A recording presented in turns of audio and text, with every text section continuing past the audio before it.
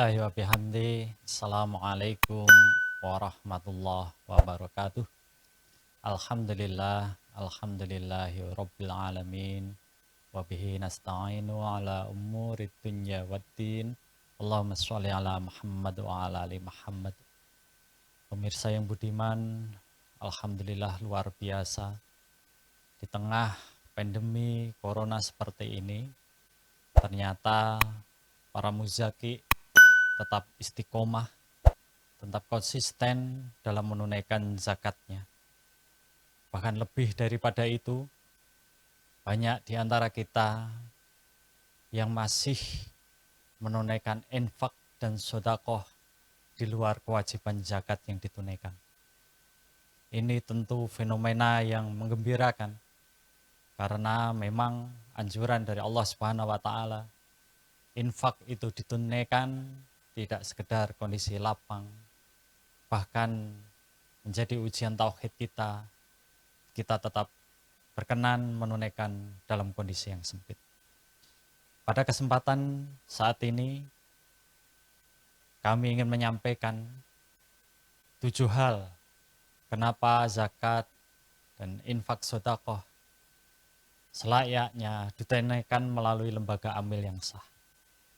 Yang pertama, ini untuk mensyukuri atas hadirnya undang-undang pengelolaan zakat yang telah sah di negeri ini.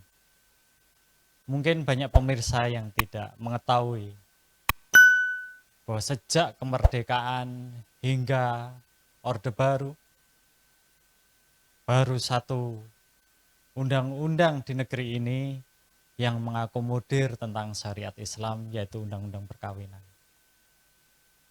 Negeri Indonesia yang mayoritas muslim ini setelah reformasi baru terlahir satu undang-undang baru di tahun 2009, kemudian diperbaharui di tahun 2011, yaitu undang-undang pengelolaan zakat. Kita kadang sebagai kaum mayoritas di negeri ini menuntut kepada para pemimpin supaya syariat Islam banyak diakomodir dalam regulasi negara. Namun kadang kita berbuat yang kurang pas ketika benar-benar ada undang-undang yang mengakomodir tentang syariat Islam, kita kurang menggembirakannya, kita kurang mensukseskannya. Ini tentu sesuatu yang tidak pas. Nah, dengan adanya undang-undang pengelolaan zakat ini, syariat penunaian zakat lebih sesuai dengan fikih yang ditegakkan dalam Islam, bahwa amil itu tidak bisa berdiri sendiri, bahwa amil harus disahkan oleh negara. Ini kelebihan yang pertama, kenapa zakat mesti ditunaikan melalui lembaga amil yang sah. Yang kedua, dalam surat At-Taubah ayat 103 ada diksi yang sangat jelas. Firman Allah, khud min anwalihim, ambillah dari harta-harta mereka. Kata mengambil itu meniscayakan ada subjek yang mengambil. Nah, subjek yang mengambil ini dalam syariat Islam namanya amil. Ketika Allah memerintahkan kepada amil untuk mengambil harta kepada mereka yang sudah melampaui nisab, maka kita memang tidak diperkenankan menunaikan zakat sendiri langsung kepada mustahik ketika di situ sudah ada lembaga amil yang sah.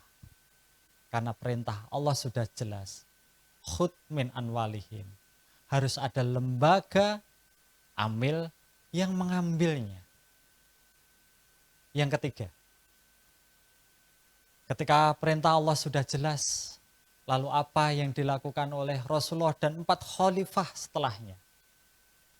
Ternyata Rasulullah maupun 4 khalifah setelahnya syariatnya pun sama, bahwa para amillah yang mengambil zakat dari umat Islam saat itu. Tidak ada satu khalifah pun yang mensyariatkan boleh menunaikan zakat sendiri-sendiri kepada kaumnya atau kepada para mustahik di kanan kiri. Semuanya lewat lembaga amil saat itu. Bahkan Sayyidina Abu Bakar kalamnya sangat jelas.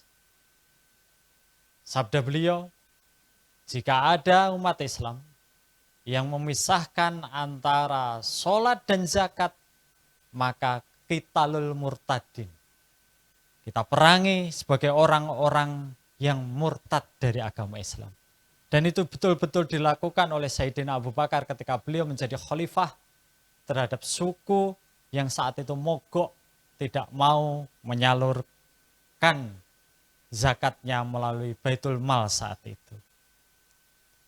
Kita sebagai umat Islam, apalagi yang punya koridor usul fikih, rujuk ilal Quran wa sunnah, ketika Quran dinyatakan secara jelas, dan Rasulullah dan para sahabat juga melakukan secara gamblang, itu tentu sudah cukup bagi kita untuk meyakini bahwa seperti itulah syariat zakat. Namun ternyata masih banyak kelebihan kenapa harus menunaikan zakat, infak, dan sedekah melalui lembaga amil. Kelebihan yang ketiga adalah tercatat. Dengan tercatat akan lebih menjamin pemerataan. Karena akan diketahui mana yang sudah menerima dan mana yang belum. Hal ini tentu tidak akan terjadi ketika masing-masing aghnia menyalurkan zakat infak sedekahnya sendiri-sendiri. Karena pasti tidak akan ada yang mencatat. Sehingga bisa jadi satu mustahik menerima berkali-kali, sedangkan mustahik yang lain yang membutuhkan sama sekali bisa tidak menerima. Ini kelebihan yang ketiga, tercatat. Dengan tercatat akan lebih menjamin pemerataan dan tepat sasaran. Kemudian, kelebihan yang keempat. Bagi kita, para muzaki, orang yang menunaikan zakat, para munfik yang menunaikan infak, tentu akan lebih terjaga niatnya.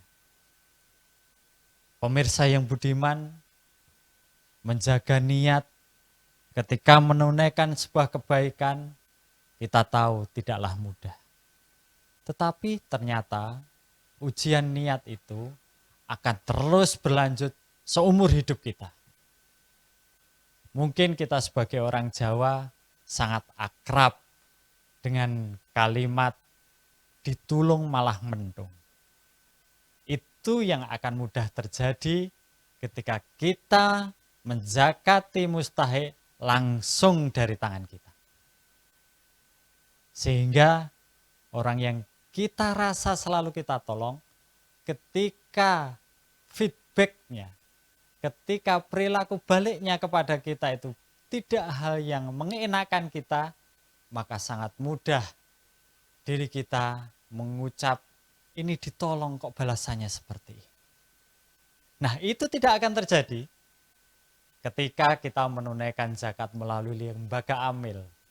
Karena dengan melalui lembaga amil, masing-masing akan terjaga niatnya. Kita tidak perlu dipertontonkan dari mana mustahik itu menerima bantuannya.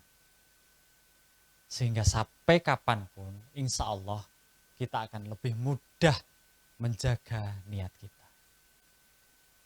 Lalu yang kelima, sang mustahik pun akan terbebas dari sifat, dari beban balas budi. Pemirsa yang budiman, mustahik itu adalah mereka yang sedang menerima takdir Allah dalam kondisi kesempitan rezeki. Mereka sudah berat. Mereka akan bertambah berat lagi ketika mendapatkan zakat langsung dari para muzaki. Karena secara otomatis, secara personal dia akan merasa hutang budi. Padahal zakat adalah hak para mustahik. Zakat adalah barang haram bagi muzaki, tapi halal bagi mereka. Bagaimana bisa menerima haknya tetapi punya hutang budi? Tidak mungkin para ASN, para PNS tiap tanggal 1 berkumpul di ruangan kepala untuk mengucapkan terima kasih telah digaji pada hari itu. Tidak mungkin para ASN berkumpul di Istana Negara untuk mengucapkan terima kasih pada presiden yang tiap bulan telah menggajinya. Tidak. Karena apa? Karena itu adalah hak mereka telah bekerja. Demikian juga zakat. Zakat adalah hak mustahik. Zakat adalah barang haram jika dimakan oleh muzakinya sendiri. Orang yang wajib menunaikan zakat. Maka sudah sepantasnya perasaan para mustahik itu terjaga. Dengan ditunaikannya zakat melalui lembaga amil, para mustahik terbebas dari beban dia berhutang budi. Lalu kelebihan yang selanjutnya adalah bertemunya momen ijabah. Dalam surat At-Taubah ayat 103 tadi ada idiom perintah terhadap amil. Washolli alaihim, dan mendoakanlah kepada mereka para muzaki yang tengah menunaikan zakat. Pun dalam sebuah hadis Rasulullah pernah bersabda, suatu saat ketika amil mendatangi kalian dan mereka mengambil sesuai ketentuan syariah, maka pesan Rasulullah terhadap para muzaki, dan mintalah doa kepada mereka. Muzaki diminta untuk meminta doa kepada amil. Dalam surat Al-Taubah, Allah memerintahkan kepada amil untuk mendoakan muzaki. Dalam sabda Rasulullah, Rasulullah berpesan kepada muzaki untuk meminta doa kepada amil. Kenapa Quran sampai memerintahkan dan di hadis juga Rasulullah memerintahkan? Ada kesimpulan, ada makna yang luar biasa. Bahwa ketika bertemunya amil dan muzaki, itu adalah momen ijabah. Pemirsa yang budiman, kadang kita mengejar momen ijabah itu sampai berjauh-jauh menunaikan umroh supaya kita bisa memohon secara khusyuk di tempat-tempat yang ijabah.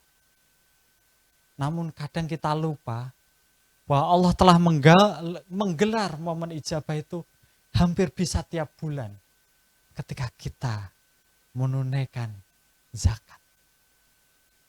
Pemirsa yang budiman, itulah kelebihan-kelebihan ketika kita menunaikan zakat, infak, sedekah melalui lembaga amil. Sedemikian luar biasa Allah menjaga syariatnya sehingga semuanya terjaga. Semuanya bisa lebih mudah menghindari riya. Dan orang yang lemah bisa terhindar dari beban perasaan yang semakin dalam. Dan sangat efektif untuk lebih mudah mengentaskan kemiskinan. Pemirsa yang budiman, ketika dulu di Indonesia ini belum ada undang-undang zakat.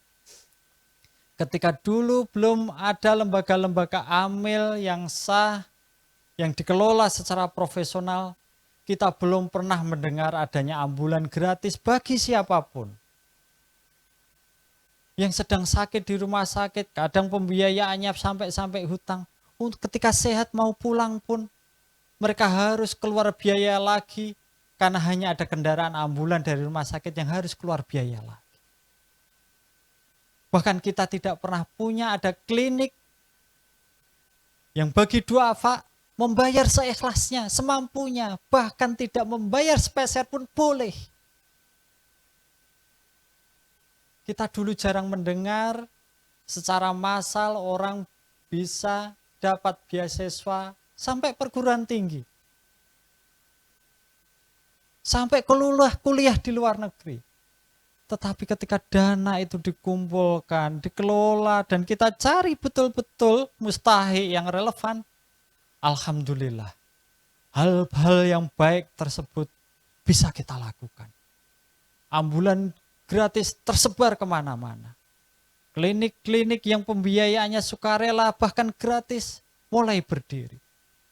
Beasiswa-beasiswa sampai perguruan tinggi semakin terbuka lebar.